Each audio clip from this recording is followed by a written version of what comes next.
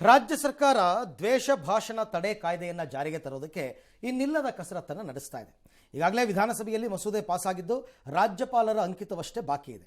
ಈ ಹೊತ್ತಲ್ಲೇ ರಾಜ್ಯಪಾಲರ ಅಧಿಕೃತ ಮುದ್ರೆ ಬೀಳುವ ಮುನ್ನ ಸರ್ಕಾರ ಕಾನೂನನ್ನೇ ಮೀರಿ ದ್ವೇಷ ಭಾಷಣ ಕಾಯ್ದೆಯನ್ನು ಜಾರಿಗೆ ತರೋದಕ್ಕೆ ಮುಂದಾಗಿದೆ. ಅದರಂತೆ ನಿನ್ನೆ ಚಿಕ್ಕಮಗಳೂರು ಜಿಲ್ಲೆ ತರೀಕೆರೆಯಲ್ಲಿ ನಡೆದ ಹಿಂದೂ ಸಮಾಜೋತ್ಸವ ಕಾರ್ಯಕ್ರಮದ ದಿಕ್ಸೂಚಿ ಭಾಷಣಕಾರ ವಿಕಾಸ್ ಪುತ್ತೂರಿಗೆ ನೋಟಿಸ್ ಅನ್ನು ಕೊಟ್ಟಿದೆ. ದ್ವೇಷ ಭಾಷಣ ಮಸೂದೆ 2025 ಉಲ್ಲಂಘನೆ ಆಗದಂತೆ ನೋಡಿಕೊಳ್ಳಿ ಅಂತ ನೋಟಿಸ್ ನೀಡಿದೆ. ಇದೀಗ ರಾಜ್ಯ ರಾಜಕೀಯದಲ್ಲಿ ಸಂಚಲನಕ್ಕೆ ಇದು ಕಾರಣವಾಗಿದೆ. ಈ ಬಗ್ಗೆ ವಿಕಾಸ್ ಪುತ್ತೂರು ಮಾತನಾಡಿ, ಈ ಮಸೂದೆ ಇನ್ನೂ ಕಾಯ್ದೆಯಾಗಿಲ್ಲ, ಈಗಲೇ ಸರ್ಕಾರ ಹಿಂದೂ ಸಮಾಜವನ್ನು ದಮನಿಸಲು ಮುಂದಾಗಿದೆ ಅಂತ ಕಿಡಿಕಾರಿದ್ದಾರೆ. ಇದೇ ವಿಚಾರ ಬಿಜೆಪಿ ಕಾಂಗ್ರೆಸ್ ಮಧ್ಯೆ ಜಟಾಪಟಿಗೂ ಕಾರಣವಾಗಿದೆ. ಕರ್ನಾಟಕದಲ್ಲಿರೋದು ಪ್ರಜಾಪ್ರಭುತ್ವನ ರಾಜ್ಯ ಪೊಲೀಸ್ ರಾಜ್ಯನ ಅಂತ ಅಶೋಕ್ ಪ್ರಶ್ನೆ ಮಾಡಿದ್ರೆ, ಸರ್ಕಾರ ದ್ವೇಷ ಭಾಷಣ ಕಾಯ್ದೆ ಮೂಲಕ ಗೂಂಡಾಗಿರಿ ನಡೆಸ್ತಾ ಇದೆ ಅಂತ ವಿಜೇಂದ್ರ ಕಿಡಿಕಾರಿದ್ದಾರೆ. ಸಿಟಿ ರವಿ ಕೂಡ ದ್ವೇಷ ಭಾಷಣ ಮಸೂದೆಗೆ ಅಂಕಿತ ಬೀಳುವ ಮುನ್ನವೇ ಜಾರಿಗೆ ತರಲು ಸರ್ಕಾರ ಸಂಚು ರೂಪಿಸಿದೆ ಅಂತ ಗುಡುಗಿದ್ದಾರೆ. ಈ ಮಧ್ಯೆ ಪರಮೇಶ್ವರ್ ಹಿಂದೂ ಮುಖಂಡರಿಗೆ ನೋಟಿಸ್ ನೀಡಿದ್ದು ತಪ್ಪು ಅಂತ ಹೇಳಿದ್ದಾರೆ. ದ್ವೇಷ ಭಾಷಣ ಮಸೂದೆ ಅಲ್ಲ, ಅದು ಒಂದು ರಾಜ್ಯ ಸರ್ಕಾರದ ಪ್ರಸ್ತಾವನೆ. ಕಾಂಗ್ರೆಸ್ ಸರ್ಕಾರ ರಾಜ್ಯ ಸರ್ಕಾರದ ಜನವಿರೋಧಿ ನೀತಿಗಳ ವಿರುದ್ಧ, ಹಿಂದೂ ವಿರೋಧಿ ನೀತಿಗಳ ವಿರುದ್ಧ ಯಾರೆಲ್ಲ ಮಾತನಾಡ್ತಾರೆ ಅವರ ಧ್ವನಿಯನ್ನು ದಮನಿಸಬೇಕು ಅಂತ ಹೇಳಿ ಇದನ್ನು ತರಲು ಮುಂದಾಗಿದೆ ಅನ್ನುವಂಥದ್ದು ರಾಜ್ಯದ ಏಳಿಗೆಯ ವಿರುದ್ಧ, ಅಭಿವೃದ್ಧಿಯ ವಿರುದ್ಧ, ಬಹುಸಂಖ್ಯಾತರ ವಿರುದ್ಧ ಇದೆ. ನಾವು ಇದರ ವಿರುದ್ಧ ನಾವು ಪ್ರತಿಭಟನೆಯನ್ನು ಮುಂದುವರಿಸ್ತೇವೆ.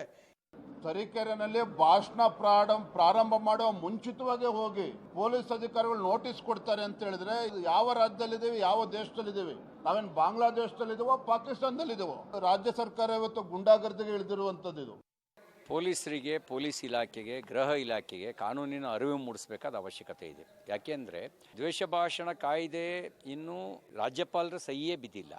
ಆಗಲೇ ಇವರು ದ್ವೇಷ ಭಾಷಣ ಕಾಯ್ದೆ ಅನ್ವಯ ನಿಮಗೆ ಕ್ರಮ ಕೈಗೊಳ್ತೀವಿ ಅಂತ ಹೇಳ್ತಾರೆ ಅಂತ ಹೇಳಿದರೆ ಇದು ದಾಷ್ಟ್ಯ. ಹಿಂದೂ ಅನ್ನುವ ವಿಚಾರಕ್ಕೆ ಇವರು ಎಷ್ಟು ವಿರೋಧ ಇದ್ದಾರೆ ಅನ್ನೋದನ್ನು ಕೂಡ ತೋರಿಸುತ್ತೆ.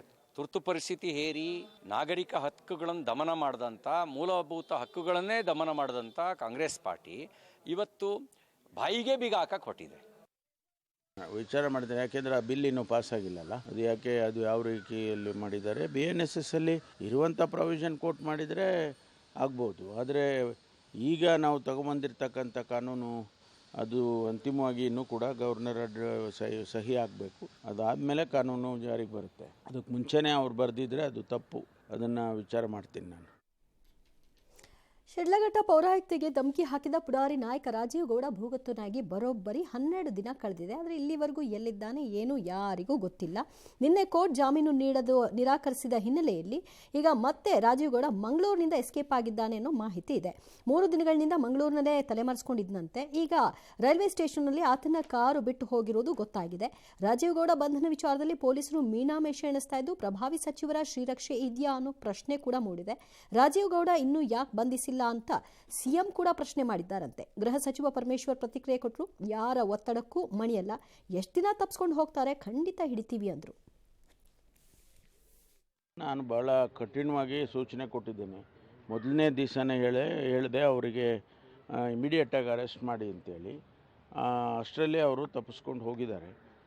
ಎಲ್ಲಿಗೆ ತಪ್ಪಿಸ್ಕೊಂಡು ಹೋಗ್ತಾರೆ, ಎಷ್ಟು ದಿವಸ ತಪ್ಪಿಸ್ಕೊಂಡು ಹೋಗ್ತಾರೆ? ಅವನು ಖಂಡಿತವಾಗಿ ಹಿಡ್ದಾಕ್ತೀವಿ. ಅದರಲ್ಲಿ ಯಾವುದೇ ಮುಲಾಜು ಇಲ್ಲ, ಯಾವುದೇ ನಾವು ಕಾಂಪ್ರಮೈಸ್ ಕೂಡ ಇಲ್ಲ, ಯಾರ ಒತ್ತಡಕ್ಕೂ ನಾವು ಮಣಿಯೋದಿಲ್ಲ. ಇನ್ನು ಬಳ್ಳಾರಿಯಲ್ಲಿ ಮತ್ತೆ ಬೆಂಕಿ ಪಾಲಿಟಿಕ್ಸ್ ಜೋರಾಗ್ತಾ ಇದೆ. ನನ್ನ ಲೇಔಟ್ನ ಮಾಡೆಲ್ ಹೌಸ್ಗೆ ದುರುದ್ದೇಶದಿಂದಲೇ ಬೆಂಕಿ ಹಚ್ಚಲಾಗಿದೆ ಅಂತ ಬಳ್ಳಾರಿಯಲ್ಲಿ ಜನಾರ್ದನ್ ರೆಡ್ಡಿ ಆಕ್ರೋಶ ವ್ಯಕ್ತಪಡಿಸಿದ್ದಾರೆ. ಭಯದ ವಾತಾವರಣ ಸೃಷ್ಟಿ ಮಾಡಲು ಬೆಂಕಿ ಹಚ್ಚಿದ್ದಾರೆ. ಸಿಗರೇಟ್ನಿಂದ ಅಷ್ಟೊಂದು ಬೆಂಕಿ ಹತ್ಕೊಳ್ಳೋದಕ್ಕೆ ಸಾಧ್ಯ ಇಲ್ಲ. SP ಹೇಳಿಕೆ ಹಾಸ್ಯಾಸ್ಪದವಾಗಿದೆ ಅಂತ SP ವಿರುದ್ಧವೇ ಗುಡುಗಿದ್ದಾರೆ. ಪೊಲೀಸರು 8 ಆರೋಪಿಗಳನ್ನು ಬಂಧಿಸಿದ್ದಾರೆ ಅಂತ ಮಾಹಿತಿ ಕೊಟ್ಟರು. ಅಲ್ಲದೆ ಮಾಡೆಲ್ ಹೌಸ್ ಯಾರಿಗೆ ಸೇರಿದ್ದು ಅನ್ನೋ ಬಗ್ಗೆ ಜನಾರ್ದನ್ ರೆಡ್ಡಿ ಸ್ಪಷ್ಟಪಡಿಸಿದ್ದಾರೆ. 2023 ತನಕ G² ಸಂಸ್ಥೆ ನಮ್ಮ ಜೊತೆ ಅಗ್ರಿಮೆಂಟ್ ಮಾಡಿಕೊಂಡಿತ್ತು ಅಂತ ಸ್ಪಷ್ಟನೆ ಕೊಟ್ಟಿದ್ದಾರೆ. ಒಂದು ವರ್ಷ ಒಂದು ಕೆಟ್ಟ ಘಟನೆಯಿಂದನೇ ಅದು ಪ್ರಾರಂಭ ಆಗಿದೆ. ಮುಂದೆ ಆದರೂ ಬಳ್ಳಾರಿ ನಗರಕ್ಕೆ ಸೂರ್ಯದೇವರ ಆಶೀರ್ವಾದ ಸಿಗಲಿ ಅಂತ ಹೇಳಿ ಮೊನ್ನೆ ಮನೆಗೆ ಬೆಂಕಿ ಹಚ್ಚಿರುವಂತಹ ಒಂದು ಪ್ರಕರಣದ ವಿಚಾರದಲ್ಲಿ 100ಕ್ಕೆ 100 ಉದ್ದೇಶಪೂರ್ವಕವಾಗಿ ಬೆಂಕಿಯನ್ನು ಅವ್ರು ಹಚ್ಚೋದ್ರು. ಇದರಲ್ಲಿ SP ಮೇಡಮ್ ತರಾತುರಿಯಾಗಿ ಮೇಲ್ನೋಟಕ್ಕೆ ಹೀಗೆ ಕಂಡು ಬರ್ತಾ ಇದೆ ಅಂತ ಹೇಳಿ ಅವ್ರು ಹೇಳಿದ್ರು. 2023 ತನಕ ಕೂಡ ಅಲ್ಲಿ G² ಅನ್ನುವಂತ ಒಂದು ಸಂಸ್ಥೆ ಅಗ್ರಿಮೆಂಟ್ ಅನ್ನ ನಮ್ಮ ಜೊತೆಯಲ್ಲಿ ಮಾಡ್ಕೊಂಡ್ಬಿಟ್ಟು 23 ಮೇ ತನಕ ಕೂಡ ಅವರಿಲ್ಲಿ ಜಿಲ್ಲಾಧಿಕಾರಿಗಳಿಂದಾನೇ ಪರ್ಮಿಷನ್ ತಗೊಂಡು ಹೆಲಿಕಾಪ್ಟರ್ಗಳ ಮೂಲಕನೇ ಎಂಟೈರ್ ಲೇಔಟ್ ಅನ್ನ ಅವರು ತೋರಿಸಿರುವಂತಹ ಒಂದು ವಿಷಯ ತಾವೆಲ್ಲರೂ ಗಮನಿಸಿರ್ತೀರಿ. 11 ವರ್ಷ ದಾವೋಸ್ನ ಬಂಡವಾಳ ಹೂಡಿಕೆ ಸಮಾವೇಶದಲ್ಲಿ ಪಾಲ್ಗೊಂಡು ವಾಪಸ್ಸಾದ ಡಿಕೆ ಶಿವಕುಮಾರ್ ಅವರು ಇವತ್ತು ಸುದ್ದಿಗೋಷ್ಠಿಯನ್ನ ನಡೆಸಿ ಭಾರತದ ಆರ್ಥಿಕ ಸ್ಥಿತಿಯ ಬಗ್ಗೆ ಅವರು ಹಾಡಿ ಹೊಗಳಿದ್ದ ವಿಷಯವಾಗಿ ಮಾತನಾಡಿದರು. ದಾವೋಸ್ನಲ್ಲಿ ಭಾರತದ ಆರ್ಥಿಕ ವ್ಯವಸ್ಥೆ ಚೆನ್ನಾಗಿದೆ ಅಂತ ಹೇಳಿಕೆ ಬಗ್ಗೆ ಪ್ರತಿಕ್ರಿಯಿಸಿ, ನನಗೆ ಅಷ್ಟೋ ರಾಜಕೀಯ ಅನುಭವ ಇದೆ, ಅದರ ಆಧಾರದ ಮೇಲೆ ಹೇಳಿದ್ದೀನಿ. ಈ ದೇಶದ ಧ್ವಜವನ್ನ ಹಾಕೊಂಡು ದೇಶದ ವಿರುದ್ಧ ಮಾತನಾಡೋಕ್ಕಾಗತ್ತಾ ಅಂತ ಪ್ರಶ್ನೆ ಮಾಡಿದರು. ಬೆಂಗಳೂರು ಟ್ರಾಫಿಕ್ ವಿಶ್ವದಲ್ಲೇ 2ನೇ ಸ್ಥಾನದಲ್ಲಿರುವ ಬಗ್ಗೆ ಕೂಡ ಪ್ರತಿಕ್ರಿಯೆ ಕೊಟ್ಟು, ಟ್ರಾಫಿಕ್ ತಡೆಯೋಕ್ಕಾಗಿಯೇ ಬಿಸಿನೆಸ್ ಕಾರಿಡಾರ್ ಮಾಡ್ತಾ ಇರೋದಲ್ವಾ ಅಂದ್ರು. Tunnel 1, tunnel 2, elevated corridor, 23 kilometre buffer road ಮಾಡ್ತಿರೋದು ಕೂಡ ಟ್ರಾಫಿಕ್ ಬಗ್ಗೆ ಹರಿಸೋಕೆ ಅಂದ್ರು. ಈಗಾಗಲೇ ವಿಜಯಪುರದಲ್ಲಿ ಕೆಲಸ ಸ್ಟಾರ್ಟ್ ಆಗಿದೆ, ಕೆಲವರು ಟೀಕೆ ಮಾಡ್ತಾರೆ, ಆದರೆ ಕೆಲಸ ಉಳಿಯುತ್ತೆ ಅಂದ್ರು. ದಾವೋಸ್ ಸಮಾವೇಶಕ್ಕೆ ಸಿಎಂ ಹೋಗದಿರೋದು ರಾಜ್ಯಕ್ಕೆ ಮಾಡಿರೋ ಅನ್ಯಾಯ ಅಂತ ವಿಜಯೇಂದ್ರ ಗುಡುಗಿದ್ರು. ಟು ಸ್ಟಾಪ್ ಬೆಂಗಳೂರು ಟ್ರಾಫಿಕ್ ಮಾಡ್ಲಿಕ್ಕೆ ಬೆಂಗಳೂರು ಬಿಸಿನೆಸ್ ಕಾರಿಡಾರ್ ಮಾಡ್ತಾರೆ. PRR ಜೊತೆಗೆ tunnel 1, tunnel 2, elevated corridor, 23 kilometre buffer zone, buffer road, ನಮ್ಮ ವಿಜಯಪುರ ಈಗಾಗಲೇ ಕೆಲಸ ನಡೀತಾ ಇದೆ. ಕೆಲವರೆಲ್ಲ ಟೀಕೆ ಮಾಡ್ತಾ ಇರ್ಬೋದು, ಟೀಕೆಗಳೆಲ್ಲ ಸತ್ತೋಗ್ತವೆ, ನಮ್ ಕೆಲಸ ಮಾತ್ರ ಉಳಿತದೆ. ಪಾಪ ಮಿಲಿಟರಿ ಅವರು ಜಾಗ ಬಿಟ್ಕೊಟ್ಟಿದ್ದಾರೆ. ದಾವೋಸ್ನಲ್ಲಿ ವರ್ಲ್ಡ್ ಎಕನಾಮಿಕ್ ಫೋರಂ ಒಬ್ಬ ಅನುಭವಿ ಮುಖ್ಯಮಂತ್ರಿಗಳು ಅನ್ಸ್ಕೊಂಡಿರ್ತಕ್ಕಂಥ ಸಿದ್ದರಾಮಯ್ಯನವರು ಅದಕ್ಕೆ ಹೋಗ್ದೇನೆ ರಾಜ್ಯಕ್ಕೆ ಮಾಡ್ತಾ ಇರ್ತಕ್ಕಂಥ ಅನ್ಯಾಯ ಇವತ್ತು DK ಶಿವಕುಮಾರ್ ಅವರು ಕೂಡ ಕ್ಯಾನ್ಸಲ್ ಮಾಡ್ಕೊಂಡಿದ್ರು. ಆಮೇಲೆ ಯಾಕೋ ದೇವ್ರ ಬುದ್ಧಿ ಕೊಟ್ಟು ಹೋಗಿದ್ದಾರೆ. ರಾಜ್ಯದ ಮುಖ್ಯಮಂತ್ರಿಗಳು ಹೋಗಿ ರೆಪ್ರೆಸೆಂಟ್ ಮಾಡಬೇಕಾಗಿತ್ತು, ಅದನ್ನು ಕೂಡ ಮಾಡೋದಕ್ಕೆ ಸಾಧ್ಯ ಆಗಿಲ್ಲ. ರಾಜಕಾರಣ ಇನ್ನು ಐತಿಹಾಸಿಕ ಲಕ್ಕುಂಡಿಯಲ್ಲಿ ಉತ್ಖನನ ಕಾರ್ಯ ಭರದಿಂದ ಸಾಗಿದೆ.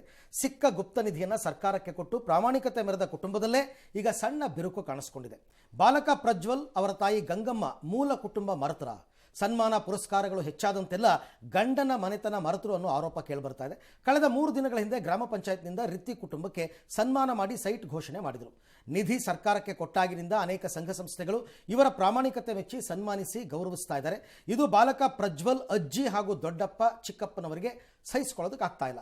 ಹೀಗಾಗಿ ಗಂಗಮ್ಮ ಹಾಗೂ ಕುಟುಂಬದ ವಿರುದ್ಧ ಬಸಮ್ಮ ಅಸಮಾಧಾನ ವ್ಯಕ್ತಪಡಿಸಿದ್ದಾರೆ. ಇನ್ನು ಬಸವರಾಜ ಮೃತಪಟ್ಟ ನಂತರ ಗಂಗಮ್ಮ ಅತ್ತೆ ಮಾವಂದಿನಿಂದ ದೂರವಾಗಿದ್ದಾರೆ. ನಿಧಿ ಸಿಕ್ಕ ನಂತರ ಮೊಮ್ಮಗ ಮನೆಗೆ ಬಂದಿಲ್ಲ, ನಮ್ಮನ್ನು ಮಾತನಾಡಿಸಿಲ್ಲ ಅಂತ ಪ್ರಜ್ವಲ್ ದೊಡ್ಡಪ್ಪ ಕಳಕಪ್ಪ ಆರೋಪಿಸಿದ್ದಾರೆ. ಸಂಬಂಧನೇ ಇಲ್ಲ ಬಿಡ್ರಿ, ನಾವು ಏನು ನಮ್ಮ ಅಮ್ಮಗ ಒಪ್ಸಿದ್ದು ಚಲೋನ ಅಂತೀವ್ರಿ. ಈಗ ನಮ್ಮ ಅಮ್ಮಗ ನಮ್ಮ ಮನೆಗೆ ಸಿಕ್ತರೆ ಒಪ್ಸಿದ, ಈಗ ನನ್ನ ಮೊಮ್ಮಗ ಎಲ್ಲರ ಇದನ್ನ ಮಾಡಿ ಕಳವು ಮಾಡಿದ್ರೆ ನಮಗ ಏನೇನು ನಮ್ಮ ಅಮ್ಮ ನಮ್ಮ ಅಜ್ಜ ಅಂತ ಯಾರು ಹೇಳಿಲ್ರಿ. ನಮ್ಮ ಅಜ್ಜ ಮದರ್ ಅಂತ ನಮ್ಮ ಸಸಿನೂ ಹೇಳಿಲ್ರಿ, ನಮ್ಮ ಅಮ್ಮಗನೂ ಹೇಳಿಲ್ರಿ. ನಾವು ಅವ್ರು ಮಾಡಿದ ಕೆಲಸ ಹೆಮ್ಮೆ ರೀ. ನಾನು ಹಾಸನದಾಗ ಇರ್ತಿದ್ದೆ, ಇಲ್ಲಿ ಇರಲ್ಲ. ಮಗ ಮಾಡಿದ್ದು ನಮ್ಮ ಸೊಸಿ ಮಾಡಿದ ಕೆಲಸ ಹೆಮ್ಮೆ.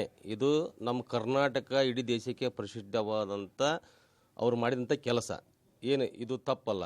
ತಾವು ಇದೆಲ್ಲ ಸಿಕ್ಕ ಮೇಲೆ ಕೊಟ್ಟರು ತಗೊಂಡ್ರು, ನನ್ನವ್ರು ಯಾರು, ಅಜ್ಜ ಯಾರು, ಅಮ್ಮ ಯಾರು, ಆ ಮನೆ ಹುಟ್ಟಿದ್ದು ಯಾರು, ಯಾರು ಆ ಮನೆ ಬೆಳೆದ್ರು, ಇಂಥವ್ರು ನಮ್ಮ ಅಜ್ಜ ನಮ್ಮಮ್ಮ ಈ ಮನೆ ನಮಗೆ ಕೊಡಿಸಿದ್ರು, ಈ ಮನೆ ನಾವಿದ್ವಿ, ಇಂಥವ್ರು ನಮ್ಮ ಅಣ್ಣ ತಮ್ಮರದರ, ಇಂಥವ್ರು ಜೀನಿ ಸ್ಲಿಮ್ ತಗೊಳಕ್ಕೆ ಸ್ಟಾರ್ಟ್ ಮಾಡಿದ್ನು, ಅವಾಗ ಮಂತ್ಲಿ ಪೀರಿಯಡ್ಸ್ ಆಗ್ತಾ ಇದೀನಿ. PCOD ಪ್ರಾಬ್ಲಮ್ ನಾರ್ಮಲ್ ಆಗಿದೆ, ಥೈರಾಯ್ಡ್ ನಾರ್ಮಲ್ ಆಗಿದೆ. ಪೀರಿಯಡ್ಸ್ ಎಲ್ಲ 6 ಮಂತ್ ಆದ್ರೂ ಆಗ್ತಾ ಇದಿಲ್ಲ, ಇವಾಗ ರೆಗ್ಯುಲರ್ ಪೀರಿಯಡ್ಸ್ ಆಗ್ತಾ ಇದೆ. ಜೀನಿ ಸ್ಲಿಮ್ ನ ಯೂಸ್ ಮಾಡಿ 8 ತಿಂಗಳಲ್ಲಿ 55 kg ಸಣ್ಣ ಆಗಿದ್ದಾರೆ. ಜೀನಿ ಸ್ಲಿಮ್ ತಗೊಳ್ಳಿ, ಬೇಗ ಸಣ್ಣ ಆಗ್ತೀರಾ, ಫ್ಯಾಟ್ ಲಾಸ್ ಆಗ್ತದೆ. ಜೀನಿ ಸ್ಲಿಮ್ ನ ಯೂಸ್ ಮಾಡಿ 100% ಯಾವುದೇ ಸೈಡ್ ಎಫೆಕ್ಟ್ ಇಲ್ದಂಗೆ ಸಣ್ಣ ಆಗ್ತೀರಾ. ನಿನ್ನೆ ಹೈದರಾಬಾದ್ನ ನಾಂಪಲ್ಲಿಯಲ್ಲಿ ಫರ್ನಿಚರ್ ಅಂಗಡಿಯಲ್ಲಿ ಸಂಭವಿಸಿದ ಬೆಂಕಿ ಅವಘಡದಲ್ಲಿ 2 ಮಕ್ಕಳು, ಒಬ್ಬ ಮಹಿಳೆ ಸೇರಿ ಒಟ್ಟು 6 ಜನ ಮೃತಪಟ್ಟಿದ್ದಾರೆ.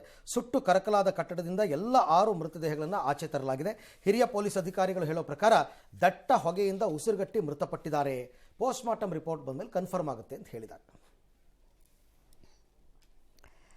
ಭಾರತದಲ್ಲಿ ನಡೆಯಲಿರುವಂತಹ T20 ವಿಶ್ವಕಪ್ನಲ್ಲಿ ನಾವು ಆಡಲ್ಲ ಅಂತ ಗೊಡ್ಡು ಬೆದರಿಕೆ ಹಾಕಿದಂತಹ ಬಾಂಗ್ಲಾದೇಶವನ್ನು ICC ಹೊರಗೆ ಹಾಕ್ತು. ಈಗ ಪಾಕಿಸ್ತಾನ ಕ್ರಿಕೆಟ್ ಮಂಡಳಿಯ ಅಧ್ಯಕ್ಷ ಮೊಯ್ಸಿನ್ ನಖ್ವಿ ಬಾಂಗ್ಲಾದೇಶವನ್ನು T20 ವಿಶ್ವಕಪ್ನಿಂದ ಆಚೆ ಇಟ್ಟಿದ್ದಕ್ಕೆ ಅಸಮಾಧಾನವನ್ನು ವ್ಯಕ್ತಪಡಿಸಿದ್ದಾರೆ. ಬಾಂಗ್ಲಾದೇಶವನ್ನು ಕೈಬಿಟ್ರೆ ಪಾಕಿಸ್ತಾನವೂ ಕೂಡ T20 ವಿಶ್ವಕಪ್ ಅನ್ನು ಬಹಿಷ್ಕರಿಸುತ್ತೆ ಅಂತ ಹೇಳಿದ್ರು. ಈಗ ICC ಕೊಟ್ಟ ಹೊಡೆತಕ್ಕೆ ಪಾಕಿಸ್ತಾನ ತಂಡ ಹೊಡೆದಿದೆ. ಒಂದು ವೇಳೆ ಪಾಕಿಸ್ತಾನಕ್ಕೆ T20 ವಿಶ್ವಕಪ್ ಬಹಿಷ್ಕರಿಸಿದ್ರೆ ಹಿಂದೆಂದೂ ಕೇಳರಿಯದಂತಹ ರೀತಿಯಲ್ಲಿ ನಿರ್ಬಂಧಗಳನ್ನು ವಿಧಿಸಬೇಕಾಗತ್ತೆ ಅಂತ ICC ಎಚ್ಚರಿಕೆ ಕೊಡ್ತು. ಈಗ ಅವರ ವೇಳಾ ಪಟ್ಟಿಯನ್ನ ಪ್ರಕಟ ಮಾಡಿದ್ದಾರೆ. ಇನ್ನು ಭಾರತದ ಮಹಿಳಾ ಕ್ರಿಕೆಟ್ ತಂಡದ ಆಟಗಾರ್ತಿ ಸ್ಮೃತಿ ಮಂಧಾನ ಹಾಗೂ ಪಲಾಶ್ ಮುಚ್ಚಲ್ ಮದುವೆ ಮುರಿದು ಬಿದ್ದ ಬಳಿಕ ಪಲಾಶ್ ವಿರುದ್ಧ ಅನೇಕ ಆರೋಪಗಳು ಕೇಳಿಬಂದವು. ಸ್ಮೃತಿ ಬಾಲ್ಯ ಸ್ನೇಹಿತ ವಿಜ್ಞಾನ್ ಮಾನೆ ಮದುವೆಯ ಹಿಂದಿನ ದಿನವೇ ಯುವತಿಯೊಂದಿಗೆ ಖಾಸಗಿ ಕ್ಷಣ ಕಳೀತಾ ಇದ್ದ ವೇಳೆ ಪಲಾಶ್ ರೆಡ್ ಹ್ಯಾಂಡ್ ಆಗಿ ಸಿಕ್ಬಿದ್ದಿದ್ದ, ಸರಿಯಾಗಿ ಹೊಡೆತ ತಿಂದಿದ್ದ ಅಂತ ಆರೋಪಿಸಿದರು. ಅಲ್ಲದೆ ನನ್ನಿಂದ 40 ಲಕ್ಷ ರೂಪಾಯಿ ಹಣ ಪಡೆದು ವಂಚಿಸಿದ್ದಾರೆ ಅಂತ ಆಪಾದಿಸಿದರು. ಇದರಿಂದ ಸಿಟ್ಟಾದ ಪಲಾಶ್ ವಿಜ್ಞಾನ್ ವಿರುದ್ಧ ಕಾನೂನು ಸಮರ ಸಾರಿದ್ದಾರೆ. ತಮಿಳುನಾಡು ಸಿಎಂ ಎಂಕೆ ಸ್ಟಾಲಿನ್ ಮತ್ತೊಮ್ಮೆ ಹಿಂದಿ ಹೇರಿಕೆ ವಿರುದ್ಧ ಗುಡುಗಿದ್ದಾರೆ. ತಮಿಳುನಾಡಿನಲ್ಲಿ ಎಂದಿಗೂ ಹಿಂದಿ ಭಾಷೆಗೆ ಜಾಗ ಇಲ್ಲ. ಈ ಮೊದಲು ನಮ್ಮ ನಾಡಿನಲ್ಲಿ ಹಿಂದಿ ಭಾಷೆ ಹೇರಿಕೆ ವಿಚಾರವಾಗಿ ಹೋರಾಟ ಮಾಡಿ ಅನೇಕ ನಾಯಕರು ಹುತಾತ್ಮರಾಗಿದ್ದಾರೆ. ಈ ನಾಡು ನನ್ನ ಭಾಷೆಯನ್ನು ಜೀವಂತವಾಗಿ ಪ್ರೀತಿಸುತ್ತೆ ಅಂತ ಹೇಳಿ ಕೆಲವೊಂದಷ್ಟು ಚಳುವಳಿಯ ವಿಡಿಯೋಗಳನ್ನು ಎಕ್ಸ್ನಲ್ಲಿ ಹಂಚಿಕೊಂಡಿದ್ದಾರೆ.